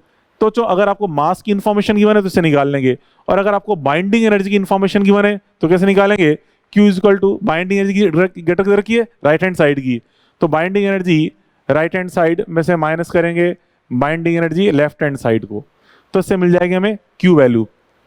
ठीक है, कई बार आपको जो बाइंडिंग एनर्जी डायरेक्ट गिवन नहीं होती, आपको गिवन होती है B बार की वैल्यू, तो B बार अगर गिवन है तो A को इधर मल्टीप्लाई कर दो, क्या बन जाएगा, बाइंडिंग एनर्जी। मतलब इसको हम बाइंडिंग एनर्जी LH कैसे मल्टीप्लाई करेंगे, B बार को मल्टीप्लाई करेंगे किसे, A से, ये LHS के लिए, सॉरी RHS के लिए, RHS, फिर minus B bar into A करेंगे किसके लिए, ये LHS के लिए। तो इससे अपन सॉल्व करके निकालेंगे Q वैल्यू। तो अगले बच्चों 2-3 क्वेश्चन जो सॉल्व करने जा रहे हैं वो इसी बेस्ड हैं, Q वैल्यू पे। ठीक है, 1-2 क्वेश्चन ऐसे जैसे मास की इन्फॉर्मेशन गिवन होगी, इससे सॉल्व करेंगे। 1-2 क्वेश्चन ऐसे भी आएंगे जिसमें आपको B बार की इन्फॉर्मेशन गिवन होगी, ऐसे अपन सॉल्व कर लेंगे उसको। ठीक है, तो चो ये देखिए अपन ने यहाँ पे Q वैल्यू समझी। अब देखो अगर Q अगर पॉजिटिव आ रहा है, सोल्व करने पे अगर Q पॉजिटिव आता है, ये वैल्यू पॉजिटिव आती है, इसका मतलब वाकई एनर्जी रिलीज हुई है, वाकई एनर्जी रिलीज हुई है। और एनर्जी रिलीज कब होती है बच्चों? जब कोई रिएक्शन उसकी टेंडेंसी के अकॉर्डिंग हो रही हो। जैसे फ्यूजन रिएक्शन है, उसकी टेंडेंसी फ्यूजन की है, फ्यूजन करा रहे हो तो कोई दिक्कत नहीं, एनर्जी रिलीज होगी। और जो एलिमेंट्स की टेंडेंसी फिशन की है और तुम जबरदस्ती फ्यूजन करा रहे हो तो उसके लिए एनर्जी रिलीज होगी, हमें एनर्जी देनी पड़ती है। टेंडेंसी के अपोजिट अगर आप रिएक्शन कराओगे तो एनर्जी हमें देनी पड़ेगी, मतलब उस केस में क्यू क्या आएगा? नेगेटिव आएगा। तो जो क्यू अगर पॉजिटिव है तो उसमें एनर्जी रिलीज हो रही है, ठीक है। तो एनर्जी रिलीज हो रही है, इसे क्या बोलते हैं बच्चों? Exothermic reaction. और अगर क्यू नेगेटिव है, मीन्स एनर्जी हमें यहाँ पे प्रोवाइड करनी पड़ रही है, तो उसे हम बोलते हैं एंडोथर्मिक रिएक्शन, ठीक है। चलो इस पर देखें एक जो एग्जाम्पल। देखिए एग्जाम्पल नंबर पहले देखो 92 में आपको यूरेनियम 235 का मास गिवन है, ठीक है। और आपसे कह रहा है कि यहाँ बच्चों प्रोड्यूस 1 ग्राम इन 24 आवर, मतलब एक न्यूक्लियर रिएक्टर है, इसमें 1 ग्राम न्यूक्लियर, ठीक है, 1 ग्राम न्यूक्लियस 24 आवर्स पर कंज्यूम होता है। 24 आवर मतलब एक दिन में 1 ग्राम यूरेनियम का हम कंज्यूम करते हैं, ठीक है। और यहाँ पे इसमें क्रिप्टॉन एंड बेरियम बनते हैं, ठीक है। कोई एनर्जी यहाँ पे हमें फाइंड करना है, कंप्लीट रिएक्शन फाइंड करनी है, एंड टोटल एनर्जी कितनी प्रोड्यूस हुई है फाइंड करनी है, हमें कितनी एनर्जी प्रोड्यूस हुई है फाइंड करनी है। तो जो यहाँ पे देखिए, पहले आपको यहाँ पे गौर से देखिए, क्वेश्चन मासेस की इन्फॉर्मेशन दे रखी है, मासेस की इन्फॉर्मेशन दे रखी है, और आपसे पूछा क्यू वैल्यू, मतलब कितनी एनर्जी यहाँ प्रोड्यूस हुई वो आपको कैलकुलेट करना है। मासेस की इन्फॉर्मेशन दे रखी है एंड कितनी एनर्जी प्रोड्यूस हुई, क्यू वैल्यू आपको कैलकुलेट करनी है। तो हम इस कॉन्सेप्ट का यूज करेंगे, मास LHS minus mass RHS into 931। तो वही यहाँ पे किया गया, देखो इससे पहले रिएक्शन लिख दी अपन ने, रिएक्शन लिखी uranium plus 0N1 plus barium plus krypton plus 3 neutron. क्योंकि रिएक्शन को बैलेंस भी तो करना पड़ेगा, बैलेंस करेंगे तो राइट साइड पे 3 न्यूट्रॉन्स आपको अप्लाई करने पड़ेंगे। और वैसे बच्चों एक फैक्ट रिएक्शन है ये, ठीक है, फैक्ट रिएक्शन है, इसमें 3 न्यूट्रॉन ऑप्टेन होते हैं एक्स्ट्रा RHS में। अब यहाँ पे RHS में एक बेरियम बच्चों, RHS में बेरियम भी, एक क्रिप्टॉन भी और 3 न्यूट्रॉन है, ठीक है। इन तीनों का सबका मास सम करना पड़ेगा, उसमें से माइनस करेंगे यहाँ पे ये जो LHS का जो मास है यूरेनियम और एक न्यूट्रॉन है, इसके में सम करके इसमें से माइनस करेंगे बेरियम, क्रिप्टॉन एंड 3 न्यूट्रॉन्स के मास को। तो सबको सोल्व करने पे 0.2153 आ रहा है, ठीक है। यहाँ पे MLHS माइनस MRHS कर लिया अपन ने, तो रिजल्ट आ गया। अब क्यू निकालना है, इसको 931 से मल्टीप्लाई कर दो तो 200 मेगा इलेक्ट्रॉन वोल्ट आ गया। थोड़ी देर पहले बताया था आपको मैंने, ये आता 200 mega electron volt means 1 fission of uranium 235 uranium 200 mega electron volt energy obtain, ठीक है। अब यहाँ पे नंबर ऑफ न्यूक्लियस इन 1 ग्राम, 1 ग्राम में कितने न्यूक्लियस होते हैं, ये भी अपन ने मोल कॉन्सेप्ट सीखा थोड़ी देर पहले। तो N को कैसे निकाल लेंगे, Na इंटू M/MW करके, तो ये आगे नंबर ऑफ न्यूक्लियस। अब जब भी खत्म है, 1 यूरेनियम न्यूक्लियस से एनर्जी कितनी मिली थी, 200 मेगा इलेक्ट्रॉन वोल्ट, एंड यहाँ पे नंबर ऑफ न्यूक्लियस आपने फाइंड कर ही लिए हैं, ठीक है। तो उसको मल्टीप्लाई करेंगे 200 से नंबर ऑफ न्यूक्लियस को, तो टोटल एनर्जी आ गई 512 इंटू 10⁻23 मेगा इलेक्ट्रॉन वोल्ट। बात पहले पड़ी, तो पहले अपने 1 रिएक्शन को लिखा कंप्लीट रिएक्शन, उसमें कितनी क्यू वैल्यू ऑब्टेन हुई ये फाइंड कर लिया। फिर हमने 1 ग्राम जो टोटल कंजप्शन हो रहा था 1 डे में, उस 1 ग्राम में देखा कितने न्यूक्लियस हैं, एवरी न्यूक्लियस में 200 एनर्जी मिल रही थी, तो total number of nucleus find करके उसको 200 से मल्टीप्लाई कर दिया, तो क्या आ गया, टोटल प्रोड्यूस एनर्जी, ठीक है। तो ऐसे अपन कैलकुलेट कर सकते हैं। आ रही मेरी बात समझ में, क्या कह रहा हूं मैं? अब देखो ऐसे ही, अब एग्जाम्पल नंबर 93 के अंदर हमें बाइंडिंग एनर्जी B बार के बारे में इंफॉर्मेशन दे रखी है, बाइंडिंग पर न्यूक्लियर के बारे में। तो जो आपके क्यू वैल्यू निकालेंगे इसका यूज करेंगे, ठीक है। एक क्वेश्चन तो आपको मैंने इसका समझा दिया, अब अगला क्वेश्चन इसका देख रहे हैं। तो देखिए आपसे क्या, in following reaction find out Q value if पर nucleon binding energy for 1H2 is 1.1 mega electron volt and for 2 helium 4 is 7.0। बच्चों 1H2 क्या होता है, ड्यूट्रॉन, ठीक है, एंड 2 हीलियम 4 से बोलते हैं अल्फा पार्टिकल को, ठीक है। 2 हीलियम 4 अल्फा पार्टिकल है एंड 1H2 का ड्यूट्रॉन। तो यहाँ पे 2 ड्यूट्रॉन जो मिलके एक हीलियम पार्टिकल का फॉर्मेशन कर रहे हैं, ठीक है, इसके लिए निकालना है हमें। तो पहले अपन ने इक्वेशन लिख दी, ठीक है। अब बच्चों यहाँ पे देखिए बाइंडिंग एनर्जी RHS में कौन है, यहाँ पे 2 हीलियम 4 है, मतलब यहाँ पे हीलियम में 4 न्यूक्लियन है, ऊपर 4 लिखा हुआ है, कितने न्यूक्लियन से 4 पर न्यूक्लियन। इसकी बाइंडिंग एनर्जी कितनी रखी है आपको, गिवन है 7.0, ठीक है, 7.0 है। तो यहाँ पे बाइंडिंग एनर्जी RHS कैसे निकाल लेंगे, 4 को मल्टीप्लाई कर देंगे 7 से, क्योंकि 7 mega electron volt per nucleon है, 4 इसमें न्यूक्लियंस हैं, तो 4 इंटू 7 किया 28 बन गया। एंड LHS में देखिए, LHS में बच्चों यहाँ पे 1s2 प्लस 1s2 है, ठीक है। एवरी ड्यूट्रॉन में 2 न्यूक्लियॉन्स हैं, ठीक है। एवरी ड्यूट्रॉन में 2 न्यूक्लियॉन्स दे रखे हैं, तो twice of 1.1 plus twice of 1.1 कर दिया अपन ने, तो कितना बन गया 4.4 मेगा इलेक्ट्रॉन वोल्ट। ये आ गई LHS की टोटल बाइंडिंग एनर्जी। बस दोनों का डिफरेंस निकाल लो, तो हमसे आएगा Q इक्वल टू, यह आ जाएगा 23.6 मेगा इलेक्ट्रॉन वोल्ट। काफ़ी अच्छा क्वेश्चन था बच्चों, अपन ने सॉल्व किया इसमें, ठीक है, ठीक है। तो इससे अपन फाइंड करते हैं Q वैल्यू। अब बच्चों एग्जाम्पल नंबर 94 को देखिए।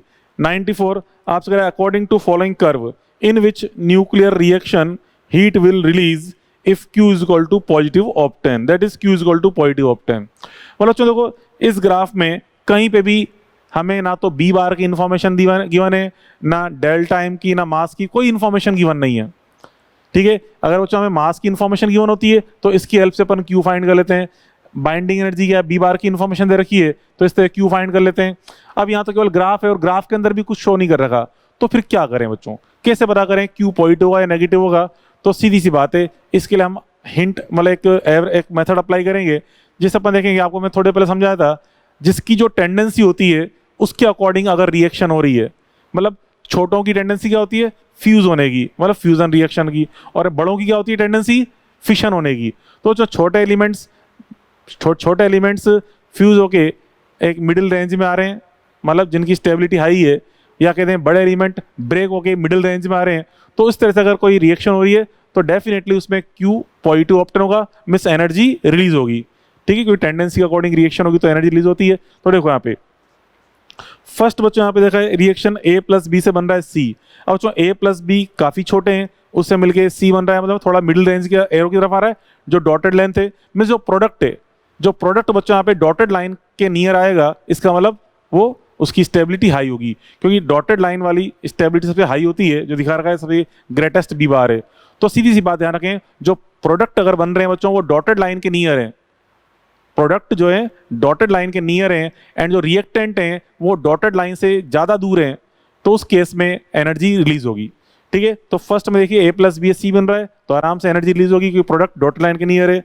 तो सेकंड में कह रहा है C से बन रहा है A प्लस बी, तो प्रोडक्ट तो दूर चले गए, तो नहीं, गलत है, फर्स्ट में आ गया एक तो आंसर। थर्ड में कह रहा है F से क्या बन रहा है 2C प्लस D, सही बात है, F तो काफ़ी दूर था डॉटेड लाइन से, इसके जो प्रोडक्ट बने क्या बने 2C प्लस D, मतलब डॉटेड लाइन के नियर बन रहे हैं प्रोडक्ट, तो यहाँ भी एनर्जी रिलीज होगी, ठीक है।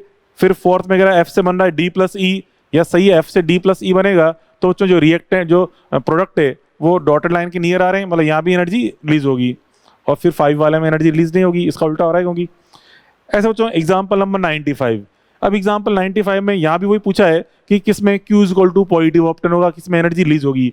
यहाँ तो क्लियर आपको बी बार की वैल्यूज दे रखी हैं, ग्राफ को तो गौर से देखिए, यहाँ पे A B C जो एलिमेंट्स हैं, A का A30 है, B का A60 है, C का A90 है। फिर बच्चों यहाँ पे बी बार की वैल्यू A के लिए 6 है, B के लिए 8 है, C के लिए 7 है, वैल्यूज दे रखी हैं। अब इस केस में आपको Q की एग्जैक्ट वैल्यू चेक करनी पड़ेगी, प्लस आ रही है या माइनस आ रही है, कैसे सॉरी, ये बच्चों यहाँ वाला पोर्शन यहाँ से निकालेंगे। Q is equal to binding energy RHS minus binding energy LHS, मतलब बी बार इंटू A करेंगे या बी बार इंटू A करके ऐसे निकालेंगे। तो बच्चों देखो फर्स्ट को समझा दूं, ऐसे आप सेकंड थर्ड कर लेना। देखिए फर्स्ट में यहाँ पे रिएक्शन क्या है, C से क्या बन रहा है 3A, C से 3A बन रहा है, तो बाइंडिंग एनर्जी RHS में क्या है 3 टाइम्स ऑफ A है, तो 3 इंटू बी बार करेंगे, 3 इंटू बी बार। और जो A के लिए बी बार निकालना है तो हमने यहाँ पे 6 को मल्टीप्लाई कर दिया 30 से, क्योंकि A के लिए जो बी बार है वो कितना है 6 से, एंड एटॉमिक मास नंबर कितना है 30, तो हम बी बार कैसे निकालते हैं, देखो B bar B R binding energy से निकालते हैं, बी बार को A से मल्टीप्लाई करके। बी बार तो कितना है इसका बच्चों 6 से, एंड A कितना है इसका 30 है, तो 6 को 30 से मल्टीप्लाई कर दिया, ठीक है। और इसको आगे 3 से क्यों मल्टीप्लाई करेंगे, क्योंकि 3 टाइम्स ऑफ A दे रखे हैं। फिर माइनस करेंगे बाइंडिंग एनर्जी LHS में C दे रखा है, और C के लिए आप ग्राफ में देखिए A तो 90 लिखा है ग्राफ में, and binding energy B bar की तरह 7 दे रखी है, तो 7 इंटू 90 करेंगे तो सॉल्व करने पे नेगेटिव बनेगा, ये बस नेगेटिव है, इसका मतलब हमसे पॉजिटिव पूछा है तो इसमें तो एनर्जी रिलीज होगी नहीं, इसमें तो हमें एनर्जी प्रोवाइड करनी पड़ेगी। ऐसे ही सेकंड थर्ड फोर्थ को अपन चेक कर सकते हैं, ठीक है। और जो एग्जाम्पल नंबर 96, इसको आप चलो खैर छोड़ सकते हो, ज़्यादा खास इंपॉर्टेंट, काफ़ी IIT लेवल तक क्वेश्चन है। एग्जाम्पल 96 आप इग्नोर कर दो, कोई दिक्कत नहीं है, मेडिकल नहीं पूछ जाते। ये जो शुरू के 4-5 क्वेश्चन सॉल्व किए, काफ़ी अच्छे क्वेश्चन थे, ठीक है, कॉन्सेप्चुअल क्वेश्चन है सारे, ऐसे मेडिकल में रिपीट होते रहते हैं, ठीक है। और डेफिनेटली जो अपन ने अभी 4-5 क्वेश्चन सॉल्व किया बच्चों 95 1 से लेकर 95 तक, डेफिनेटली मान चलो एग्जाम में इनमें से पांचों में से एक ना एक क्वेश्चन तो आएगा आएगा। हाँ, डाटा थोड़ा चेंज हो सकता है, लेकिन डेफिनेटली इन 5 में से एक क्वेश्चन तो आएगा एग्जाम में, ठीक है, ये ध्यान रखें आप। चलो अब आगे देखो बच्चों, उसके बाद फिर नेक्स्ट पॉइंट, यहाँ पे नेक्स्ट टॉपिक है न्यूक्लियर रिएक्शन। अब तो ये थियोरेटिकल पोर्शन आ गया है, ठीक है, इसको थोड़ा सा हल्का सा हिंट आपको दे दूं, अपने आप पढ़ना, जनरली इसमें मेडिकल में क्वेश्चन पूछे जाते नहीं है, ठीक है, क्योंकि हमें जानते हैं मेडिकल में जो 45 क्वेश्चन आते हैं उसमें 40 क्वेश्चन तो ऐसे होते हैं जो केवल न्यूमेरिकल बेस्ड होते हैं, केवल 3 या 4 क्वेश्चन, 4-5 क्वेश्चन है जिसमें थोड़ी बहुत थ्योरी का यूज हो रहा होता है, बाकी सारे के सारे क्वेश्चन मतलब 45 में से लगभग 40 क्वेश्चन तो न्यूमेरिकल अप्रोच के ही होते हैं, ठीक है। इसलिए अपन यहाँ पे थ्योरेटिकल थोड़ा सा मैं आपको शॉर्ट में समझा दूं इसमें थ्योरी क्या है। तो जो न्यूक्लियर रिएक्शन, अब जो न्यूक्लियर रिएक्शन अपन जानते हैं, जैसे कि यूरेनियम था, यूरेनियम पे एक न्यूट्रॉन ने टक्कर करी, वो आगे बेरियम क्रिप्टॉन की फॉर्म में टूट गया, तो ये क्या न्यूक्लियर रिएक्शन।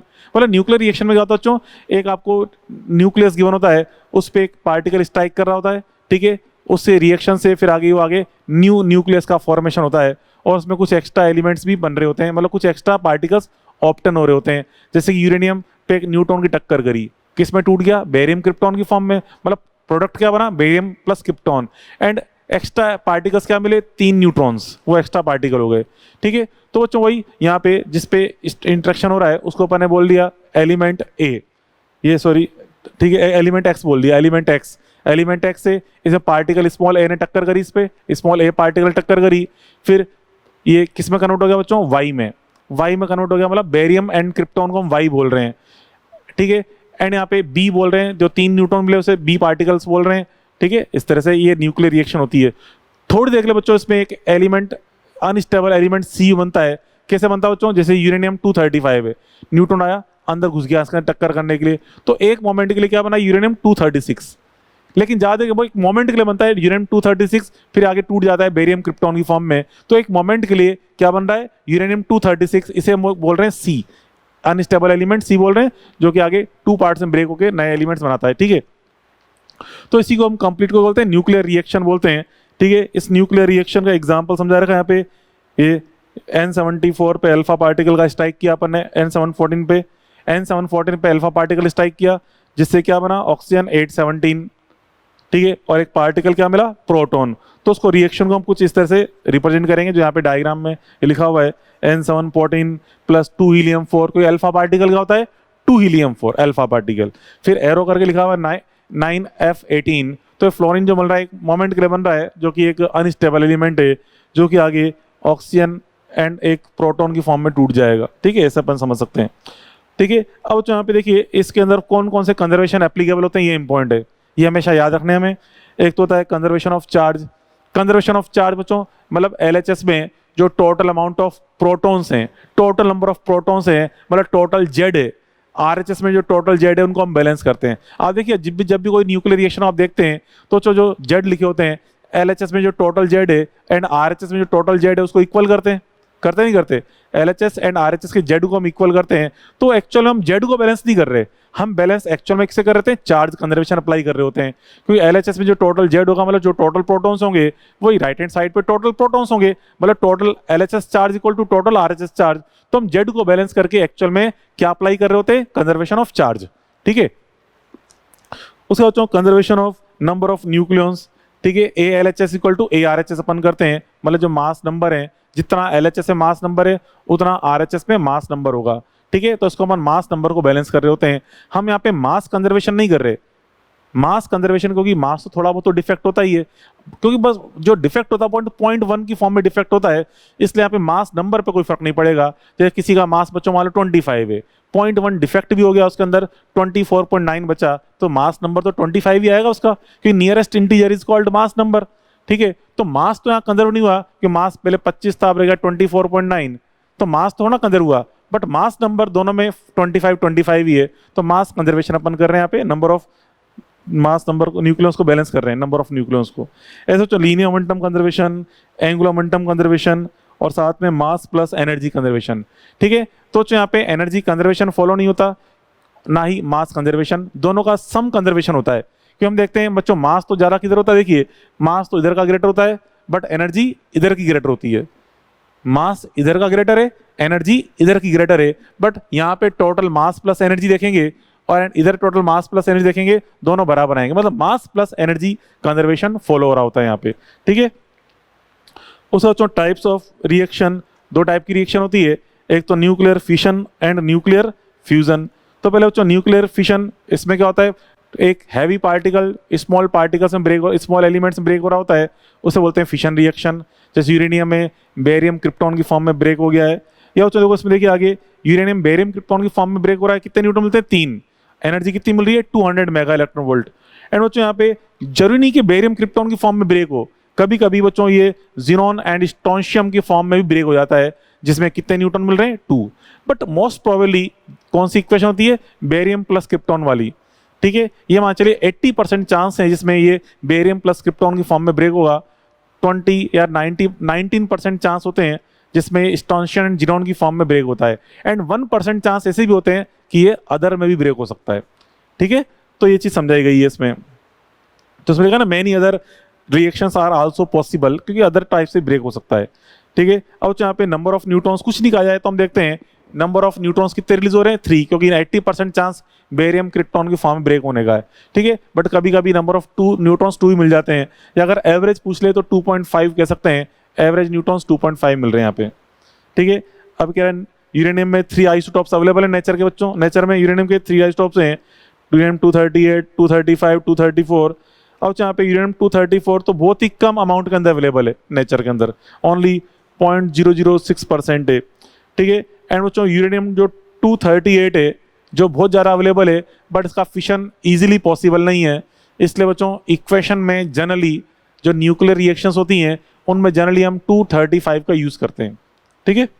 अब बच्चों यहाँ पे nuclear chain reaction, chain reaction में क्या होता है, अपन ने यहाँ पे एक बच्चों यूरेनियम सैंपल है, यूरेनियम सैंपल, उसमें हम जानते हैं बहुत सारे यूरेनियम के न्यूक्लियस होते हैं, ये बच्चों यूरेनियम सैंपल है, इसमें बहुत सारे यूरेनियम के ये न्यूक्लियस अवेलेबल हैं, न्यूक्लियस अवेलेबल हैं। अब यहाँ बच्चों अपन एक न्यूट्रॉन की टक्कर करी इस पे, न्यूट्रॉन, यहाँ पे अपन एक न्यूट्रॉन की टक्कर करी इस पे, न्यूट्रॉन आ रहा है इस पे, न्यूट्रॉन, अब आपने इसको ब्रेक कर दिया, अब इसको ब्रेक किया, बेरियम क्रिप्टॉन ब्रेक हो गया, और यहाँ पे क्या मिलेंगे, 3 न्यूट्रॉन्स एक्स्ट्रा मिलेंगे, 3 न्यूट्रॉन्स एक्स्ट्रा मिलेंगे, तो उनकी हेल्प से बच्चों आगे फर्दर इस तरह से वो 3 न्यूट्रॉन से आगे इस तरह मूव कर सकते हैं। अब बच्चों उन 3 में से एक न्यूट्रॉन तो इधर गया, एक यहाँ गया और एक यहाँ गया, अब बच्चों हो सकता है इसने इसको ब्रेक कर दिया, तो ऐसे इसने भी इसको ब्रेक कर दिया, तो बच्चों 2 न्यूट्रॉन तो ऐसे आगे ब्रेक कर दिया, तो रिएक्शन अपने आप आगे स्टार्ट हो जाएगी। हमने तो केवल एक न्यूट्रॉन से स्ट्राइक किया, आगे से आगे जो न्यूट्रॉन बन रहे थे उनसे फर्दर फिशन अपने आप स्टार्ट हो गए, तो उसे बोलते हैं बच्चों न्यूक्लियर चेन रिएक्शन। बस केवल एक न्यूट्रॉन की हेल्प से आपको यहाँ पे यूरेनियम का फिशन स्टार्ट करना है, फिर जो उसमें प्रोडक्ट न्यूट्रॉन्स बन रहे हैं उससे अपने आप ही आगे फर्दर रिएक्शन स्टार्ट हो जाती हैं, इसे बोलते हैं न्यूक्लियर चेन रिएक्शन। और ये तब तक चलती रहेगी जब तक सैंपल के सारे एलिमेंट्स का फिशन नहीं हो जाता, तब तक चलती रहेगी चेन रिएक्शन, ठीक है। और यहाँ पे इसमें देखिए उसका फिर ये वो वेरी स्मॉल टाइम में कंप्लीट हो जाती है चेन रिएक्शन, बहुत शॉर्ट टाइम में, नियरली 10⁻⁶ सेकंड लगते हैं, माइक्रो सेकंड में कंप्लीट चेन रिएक्शन हो जाती है, एंड बहुत हाई अमाउंट में एनर्जी प्रोड्यूस होती है। और देखिए जितने भी सैंपल में सारे यूरेनियम थे वो सारे के सारे यूरेनियम का सैंपल का से एनर्जी प्रोड्यूस हुई और बहुत ही कम टाइम में। तो यहाँ से अगर अपन पावर कैलकुलेट करें, पावर मतलब जो बॉम्ब होगा कितना पावरफुल होगा, पावर इज इक्वल टू क्या होता है, ई टोटल अपॉन टाइम, ई टोटल अपॉन टाइम, ठीक है। तो ई टोटल तो कितना बना, पावर कितनी प्रोड्यूस हुई यहाँ पे, ई टोटल अपॉन टाइम, ई टोटल तो है एन इंटू ईच, ठीक है, अपॉन टाइम, तो हम देख रहे हैं 10⁻⁶ सेकंड का समथिंग बन रहा है टाइम। तो यहाँ पे जो पावर बनती है वेरी हाई पावर प्रोड्यूस, ठीक है, बहुत हाई पावर यहाँ पे प्रोड्यूस हो रही होती है, मतलब बहुत एक्सप्लोजिव फॉर्म में बॉम्ब ब्रेक होता है यहाँ पे, ठीक है, चेन रिएक्शन कंप्लीट होती है एक्सप्लोजिव फॉर्म में, ठीक है। अब यहाँ पे इसके अंदर ये एन एल ए यहाँ समझा रखा है, एन तो क्या यहाँ पे टोटल जनरेटेड न्यूट्रॉन्स हैं, ए प्लस एल क्या बच्चों, देखिए एल, यहाँ से जो एक न्यूट्रॉन यहाँ से बाहर निकल गया, यहाँ पे अंदर रिएक्शन हुई, 3 न्यूट्रॉन बने, एक न्यूट्रॉन यहाँ से बाहर निकल गया सरफेस से बाहर की तरफ, मतलब वो सरफेस से लीक हो गया, लीकेज कर गया, किसी काम में नहीं आया, रिएक्शन में किसी काम में नहीं आया। तो जो एक न्यूट्रॉन ने यहाँ पे ब्रेक कर दिया, और एक ऐसा मान लो बहुत हाई सी स्पीड से आया था, बेचारा ब्रेक ही नहीं कर पाया, ये ब्रेक ही नहीं कर पाया, हाई स्पीड से आया था, ब्रेक ही नहीं कर पाया। तो चूंकि हम जानते हैं न्यूट्रॉन के ब्रेकेज के लिए, मतलब न्यूट्रॉन से अगर हमें फिशन रिएक्शन करानी है तो हमें स्लो न्यूट्रॉन की आवश्यकता होती है, स्लो न्यूट्रॉन से ही फिशन रिएक्शन कंप्लीट हो पाती है। अगर हाई स्पीड से न्यूट्रॉन मूव करता आ रहा है तो रिएक्शन मतलब फिशन किए बिना ही आगे निकल जाता है। जैसे सीधी सी बात है, आप सोचिए, मान लो विंडो है, ग्लास विंडो, उससे अपन स्टोन फेंकेंगे तो विंडो ब्रेक हो जाएगी, बट हाई स्पीड से बुलेट फायर करें तो बुलेट फायर करेंगे तो अंदर होल करती आर पार हो जाएगी, विंडो ब्रेक नहीं होगी। तो वही चीज़ है बच्चों, हाई स्पीड से, अगर स्लो स्पीड से अगर अपन फायर करते हैं बुलेट को तो पूरी मतलब यहाँ पे जो विंडो है ब्रेक हो जाती है, बट वेरी हाई स्पीड से आपने बुलेट फायर की तो केवल होल करती आर पार हो गई, विंडो ब्रेक नहीं हो पाई। तो क्या मतलब है कि यहाँ पे न्यूक्लियस के फिशन के लिए हमें स्लो न्यूट्रॉन की रिक्वायरमेंट होती है, हाई स्पीड से भी न्यूट्रॉन, हाई स्पीड न्यूट्रॉन से ब्रेकेज नहीं हो पाते, फिशन नहीं हो पाते, इसे बच्चों उसे हम बोलते हैं एब्जॉर्ब न्यूक्लियन, एब्जॉर्ब न्यूट्रॉन्स। ठीक है, तो ए वो भी बेकार है, रिएक्शन में पार्टिसिपेट नहीं कर पा रहा, जो लीकेज हो गए वो भी पार्टिसिपेट नहीं कर पा रहे। ठीक है, तो बच्चों यहाँ पे इसमें रिएक्शन में N should be greater than equal to क्या होना चाहिए, ए प्लस एल, ये डायरेक्ट हमें याद रखना है, N is greater than equal to A plus L, तभी चेन रिएक्शन आगे कंटिन्यू रहेगी। ठीक है, अब यहाँ पे न्यूट्रॉन्स रिप्रोडक्शन फैक्टर है के यहाँ पे शो करता है rate of production of neutrons, मतलब कितने जल्दी जल्दी प्रोडक्शन हो रहे हैं, और divide by rate of loss of neutron. Loss यहाँ पे क्या है, ए प्लस एल, ए वो जो भी एब्जॉर्ब वो भी एक तरह से लॉस फॉर्म में मतलब बेकार जा रहे हैं, और बच्चों जो लीकेज है वो भी बेकार जा रहे हैं। तो यहाँ पे total rate of production of neutrons divide by rate of loss of neutron, इस रेशो बोलते हैं के। और बच्चों के अगर यहाँ पे ग्रेटर देन 1 है तो नंबर ऑफ न्यूट्रॉन्स लगातार बढ़ते जाएंगे, के अगर ग्रेटर देन 1 है तो नंबर ऑफ न्यूट्रॉन्स लगातार इंक्रीज होंगे। ठीक है, एंड चेन रिएक्शन कैसे होगी, अनकंट्रोल होगी, बहुत ही कम टाइम में कंप्लीट चेन रिएक्शन पूरी जाएगी। ठीक है, मतलब जो एनर्जी प्रोड्यूस होगी एक बॉम्ब की फॉर्म में प्रोड्यूस होगी, ठीक है, एटम बॉम्ब की फॉर्म में। तो बच्चों एटम बॉम्ब इसी कॉन्सेप्ट बेस्ड है, यहाँ पे के इज इक्वल टू क्या होता है, ग्रेटर देन 1। ठीक है, यहाँ बच्चों जो सैंपल की साइज ली जाती है वो एक लिमिटेड साइज से बड़ी साइज लेते हैं, जिसे बोलते हैं सुपर क्रिटिकल साइज। तो जो सुपर क्रिटिकल साइज का आप ऑब्जेक्ट अगर लोगे तो उस केस में यहाँ पे के की वैल्यू क्या मिलेगी, ग्रेटर देन 1। मतलब जो आपने यहाँ पे सैंपल लिया है ना, उसकी साइज अगर एक पर्टिकुलर साइज से ज़्यादा है, मतलब बड़ी साइज है, जिसे हम बोलते हैं सुपर क्रिटिकल साइज। ठीक है, तो उस केस में फिशन रिएक्शन अनकंट्रोल वे में चलेगी। ठीक है, मतलब एटम बम इसी कॉन्सेप्ट बेस्ड है। ठीक है, और जो अगर k इज इक्वल टू 1 है, k इज इक्वल टू 1 कब होता है, जब सैंपल हम एक फिक्स लिमिटेड साइज का लेते हैं, फिक्स साइज का लेते हैं, तो उस केस में क्या होता है बच्चों, k की वैल्यू 1 रहती है, मतलब जिस वे में जितने नंबर ऑफ न्यूट्रॉन्स यहाँ पे प्रोड्यूस हो रहे हैं आगे उसी फॉर्म में डिस्ट्रॉय होते रहते हैं, लॉस होते रहते हैं, तो अंदर नंबर ऑफ न्यूट्रॉन्स फिक्स बने रहते हैं, रिएक्शन कंट्रोल में चलती रहती है। ठीक है, जो न्यूक्लियर रिएक्टर है उसी पे बेस्ड है, मतलब एनर्जी का जो प्रोडक्शन हो रहा है यहाँ पे वो एक कांस्टेंट रेट से होता है, एक कांस्टेंट पावर से एनर्जी प्रोड्यूस हो रही होती है। ठीक है, मतलब न्यूक्लियर रिएक्टर इसी पे बेस्ड है। फिर बच्चों अगर के लेस देन 1 है, मतलब सैंपल अगर छोटा हो गया, स्मॉल के लेस देन 1 है, तो उस केस में क्या होगा बच्चों, इसे बोलते हैं सब क्रिटिकल साइज। ठीक है, रिएक्शन फिर इमीडिएटली स्टॉप हो जाती है। ठीक है, अब बच्चों फिर न्यूक्लियर रिएक्टर। अब जो न्यूक्लियर रिएक्टर है, न्यूक्लियर रिएक्टर क्या करता है बच्चों, यहाँ पे जो फिशन रिएक्शन कराई जाती है न्यूक्लियर रिएक्टर के अंदर, फिशन रिएक्टर में जो एनर्जी रिलीज हुई है जिसे हम बोलते हैं क्यू वैल्यू, वो किस फॉर्म में होती है बच्चों, हीट की फॉर्म में। न्यूक्लियर रिएक्टर के अंदर जो रिएक्शन में एनर्जी मिल रही है, ठीक है, जैसे हम जानते हैं एवरी फिशन में कितनी बनती है, 200 मेगा इलेक्ट्रॉन वोल्ट, वो एनर्जी किस फॉर्म में होती है बच्चों, हीट की फॉर्म में। और उस हीट की फॉर्म में जो एनर्जी है उसे फिर हमें आगे यूजफुल एनर्जी में कन्वर्ट करना है, तो कैसे करते हैं, उस हीट की हेल्प से बच्चों हम यहाँ पे वाटर को बॉईल करते हैं। ठीक है, और उसको हम वेपर की फॉर्म में, स्टीम की फॉर्म में कन्वर्ट करते हैं। क्या करते हैं समझो, अंदर जो हीट बन रही है ना, उस हीट से हम वाटर को बॉईल करके स्टीम में कन्वर्ट करते हैं, और स्टीम की हेल्प से फिर हम आगे जनरेटर को रोटेट करते हैं, जनरेटर का जो टरबाइन है उसको रोटेट करते हैं, और आगे उससे क्या बनती है फिर इलेक्ट्रिसिटी। आप जानते हो जनरेटर में जो टरबाइन होता है, जनरेटर में जो उसकी जो शाफ्ट होती है, ठीक है, उसको हम रोटेट करेंगे। ठीक है, आर्मेचर कॉइल को रोटेट करेंगे, उससे क्या बनेगी, इलेक्ट्रिसिटी। तो बेसिक कॉन्सेप्ट यही है, यूरेनियम रिएक्शन में क्या मिली, हीट, क्यू वैल्यू हीट की फॉर्म में आ रही है, उससे हम वाटर को बॉईल करके किस में कन्वर्ट करेंगे, स्टीम में, स्टीम की हेल्प से हम टरबाइन को रोटेट करेंगे। ठीक है, जिससे आगे इलेक्ट्रिसिटी जनरेट होगी, वही चीज ये बेसिक कॉन्सेप्ट है। तो बच्चों डायग्राम में दिखा रहा हूँ, यहाँ पे डायग्राम में क्या है, देखिए इसके क्या क्या पार्ट्स होते हैं। एक तो न्यूक्लियर फ्यूल है, न्यूक्लियर फ्यूल बच्चों यूरेनियम प्लूटोनियम में होते हैं न्यूक्लियर फ्यूल। फिर मॉडरेटर, मॉडरेटर क्या बच्चों, न्यूट्रॉन की स्पीड को स्लो करने के लिए काम आता है। क्यों, क्योंकि जब रिएक्शन होती है बच्चों, न्यूक्लियर रिएक्शन में जो चेन रिएक्शन होती है, चेन रिएक्शन जो यहाँ पे न्यूट्रॉन मिल रहे होते हैं वाले न्यूट्रॉन, ये क्या होते हैं, फास्ट न्यूट्रॉन्स होते हैं, फास्ट न्यूट्रॉन्स। तो इससे फिशन कंप्लीट नहीं हो पाता, हमें फिशन के लिए क्या करना पड़ेगा, स्पीड स्लो करनी पड़ती है। स्लो स्पीड से जो न्यूट्रॉन्स हैं वो आराम से आगे फिशन कर सकते हैं, तो हमें मॉडरेटर की रिक्वायरमेंट होती है। मॉडरेटर काम क्या है, जो फिशन रिएक्शन में न्यूट्रॉन्स ऑब्टेन हुए हैं उनकी स्पीड को स्लो करने का काम करता है। क्यों? क्योंकि स्लो न्यूट्रॉन से ही आगे फर्दर फिशन स्टार्ट हो पाएंगे। हाई स्पीड के न्यूट्रॉन्स मिल रहे होते हैं उनकी स्पीड स्लो करने के लिए।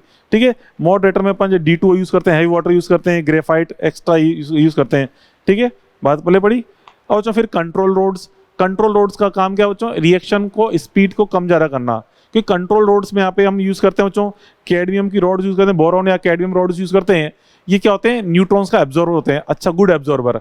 अगर इनको हम रिएक्टर के अंदर इंसर्ट करा देंगे तो इंसर्ट कराने पे जो न्यूट्रॉन्स इस पे स्ट्राइक करेंगे वो अंदर एब्जॉर्ब हो जाएंगे इसके अंदर, मतलब नंबर ऑफ न्यूट्रॉन्स धीरे धीरे कम होने लगेंगे।